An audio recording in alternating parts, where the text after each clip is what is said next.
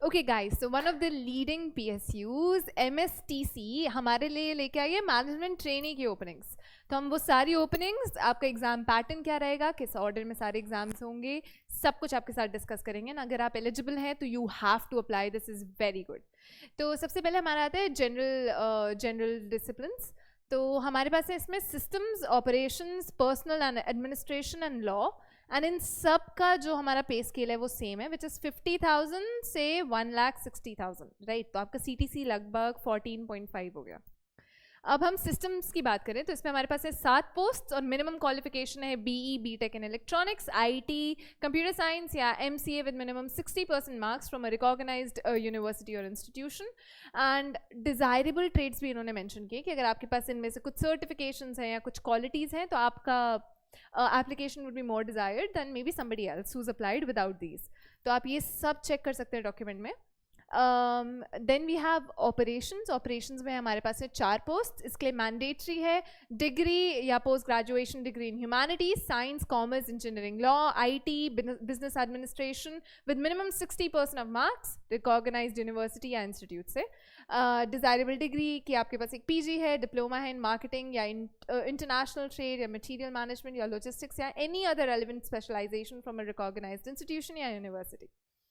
अब आता है हमारा पर्सनल एंड एडमिनिस्ट्रेशन। इसमें हमारे पास हैं 2 openings, degree, post graduation degree in humanities, science, basically the same as above, 60% से ऊपर आपके नंबर आने चाहिए। एंड लॉ की बात करें तो इसमें हमारे पास है 1 ओपनिंग विद डिग्री या post graduation degree in law with minimum 60% or above marks from a recognized university and institute. अब अगर हम upper age limit की बात करें तो you must be below 28 years to apply for these roles. So if you're above that तो आप नहीं कर सकते हैं। अब हम सेकेंड कैटेगरी पे आए तो यहाँ है फाइनेंस। तो हमारे पास है इसमें 23 पोस्ट्स टोटल में, एंड इन 23 का आपका 50 लाख से 1,60,000 रहेगा, मतलब CTC would be 14.5 as above. And इसके लिए आपको associate member of institute of CA या CA में होना चाहिए इंडिया का, या आपने MBA किया है फाइनेंस में फ्रॉम अ रिकॉग्नाइज्ड यूनिवर्सिटी या institution, then you are eligible to apply for this. इसके अंदर अगर आपके पास कंपनी लॉ या टैक्सेशन या ट्रेड फाइनेंसिंग, ई-कॉमर्स, इन सब की नॉलेज है तो this would be very very preferred, वरना कंप्यूटर एप्लीकेशंस की knowledge is also recommended. Now अब हम बात करते हैं कि जो हमारे पास पोजीशंस हैं वो डिवाइड कैसे होंगी over all the reservation and unreserve seats. तो जो हमारा जनरल था which was operation, personal and administration, system and law, इसमें हमारे पास टोटल मिला के 14 पोजीशन है, जिसमें SC का 1, ST का 1, OBC का 4, EWS का 1 एंड PWD का we have right here which is 2 post among above post are reserve for PWBD। तो और अनरिजर्व की हमारी फिर हो गई 7। अगर हम फाइनेंस की बात करें which is finance and accounts पे, इसमें थी हमारे पास टोटल 23 ओपनिंग्स, मतलब SC की 4, ST की 1, OBC की 7, EWS की 2 एंड PWD की same as above which is 2 post among above posts, and UR की वी हैव 9। सो टोटल हम यहाँ देख सकते हैं कि 37 ओपनिंग्स हैं, जिसमें अनरिजर्व्ड 16 है एंड बाकी रिजर्व्ड है, and you can check the dissection if you want in the document, link in description. अब हम क्वालिफिकेशन की अगर हम बात करते हैं तो जिन कैंडिडेट्स ने अपने फाइनल सेमेस्टर एग्जाम में अपीयर कर लिया है और मिनिमम क्वालिफिकेशन मीट कर लिया है, उन्हें अपनी फाइनल मार्कशीट लानी होगी डॉक्यूमेंट वेरिफिकेशन के टाइम पे, एंड GD पे भी अगर वो GD में शॉर्टलिस्ट होता है। Now while we talking about GD and all, हम अभी right after this section we are gonna discuss कि एग्जैक्टली डिविजन कैसा होगा एंड प्रोसेसेस क्या रहेंगे। नाउ आपकी जो भी CGPA, OGPA, CPI, DGPA जो भी है वो हम इक्विवेलेंट परसेंटेज में कन्वर्ट करेंगे, qualifying degree as per university या इंस्टीट्यूशन रूल्स, वरना we have a general rule also which you can check. अब हम एज रिलैक्सेशन की बात करें तो हमने कहा था कि अपर लिमिट है 28 ईयर्स, राइट। सो SC के लिए 5 ईयर्स की एज रिलैक्सेशन है, ST के लिए 5 ईयर्स की है, OBC के लिए वी हैव 3 एंड PWD के लिए वी हैव 10 अगर आप सूटेबल हैं, एंड कट ऑफ डेट शिल not exceed 56 years. And ex serviceman जो है हमारे XSM के लिए 5 साल की रिलैक्सेशन है। अब अगर हम यहाँ देखें तो इन्होंने बोला कि हमारे जो SC, ST, PWD कैटेगरीज के हैं उन्हें वो जो एप्लीकेशन फ़ीस हमें देनी थी 500 की प्लस GST, उन्हें वो नहीं देनी होगी। So you can check more details, more all of that in the document, extremely detailed document. So you can check description for the same. अब हम फटाफट से ऊपर से जाते हैं जो हमारी OBC कैटेगरीज के लिए हैं. If you want to see आप NCL हैं या आप पे रिजर्वेशन अप्लाई होती है नहीं, तो we're going to follow the central list of OBC जो National Commission of Backward Classes में available है. Now all of these you can go into detail, you can check if you're applicable or not for the same. If we talk about the remuneration, हमने ऊपर discuss किया था 50,000 से 1,60,000 per month.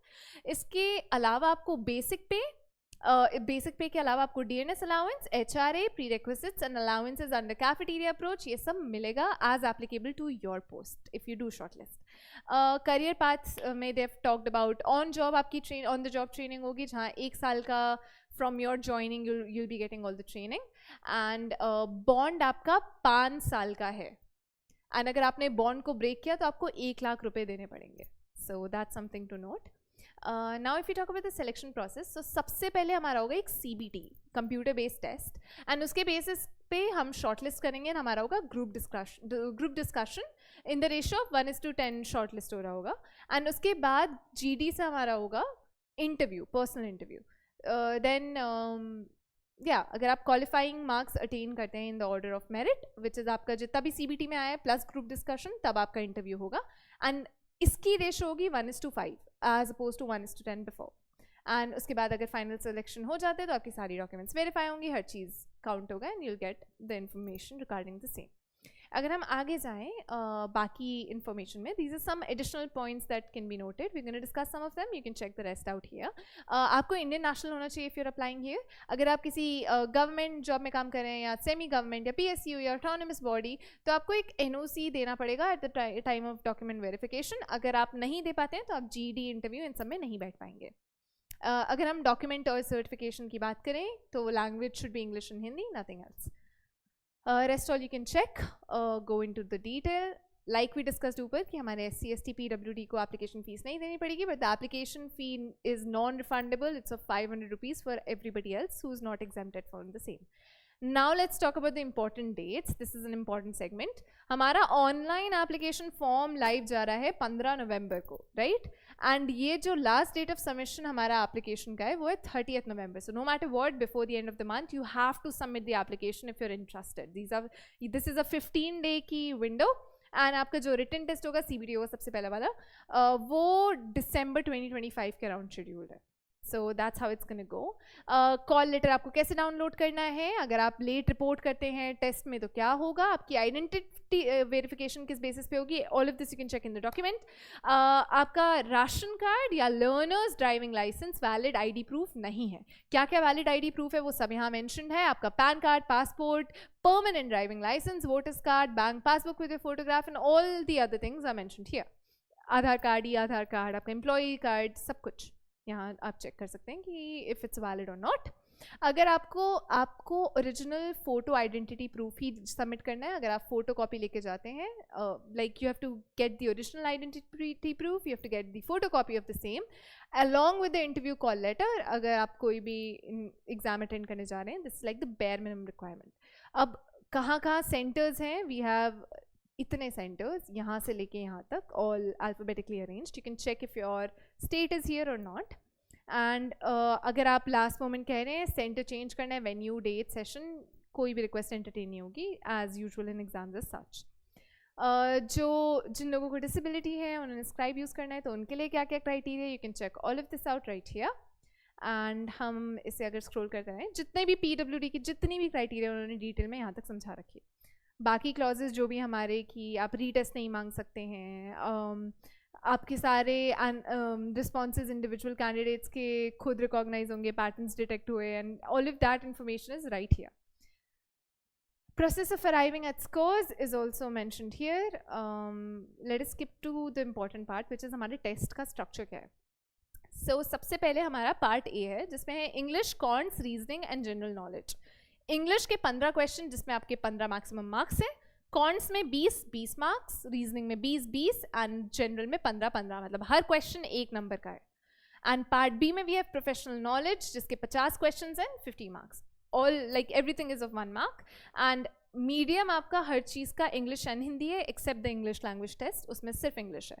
Part A का duration including all 4 of these would be 60 minutes and part B का duration would be 60 minutes. तो आपका total 2 घंटे का टेस्ट हो गया ये. एंड हर रॉन्ग आंसर के लिए आपका 1/4 of the mark will be detected.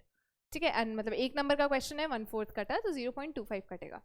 अब आप चेक कर सकते हैं कि पार्ट बी में बेसिकली सिलेबस क्या है मैनेजमेंट ट्रेनी का. अगर हम इसे जूम इन करें तो planning and scheduling, project management, statistical analysis and decision making, managerial economics, marketing management, organisational behaviour and business communication. These are all the topics to be covered in the section B.